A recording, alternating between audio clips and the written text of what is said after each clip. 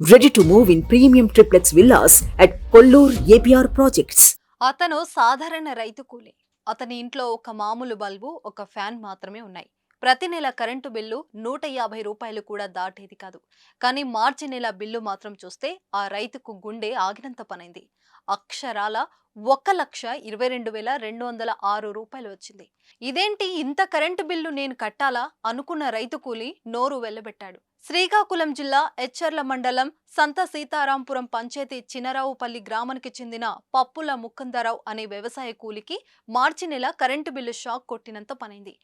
ఏకంగా 1,22,206 రూపాయలు current bill రావడం స్థానికంగా కలకలం రేపింది. విద్యుత్ సిబ్బంది 2 నెలల క్రితం మీటర్ రీడింగ్ తీసి ఈ బిల్లు చేతిలో పెట్టారని చెప్పాడు. బిల్లు కడతామని చూస్తే లక్షల్లో ఉండడం చూసి ఆశ్చర్యపోయానని అంటున్నాడు. ఇంత బిల్లు ఎలా వచ్చిందో తెలియడం లేదని కంగారు పడ్డాడు.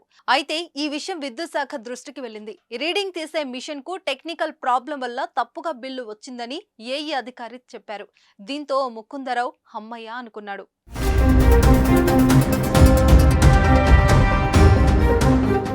సుమన్ టీవీలో మీ పర్సనల్ అండ్ బిజినెస్ ప్రమోషన్స్ కోసం కింది నెంబర్కి కాంటాక్ట్ చేయండి.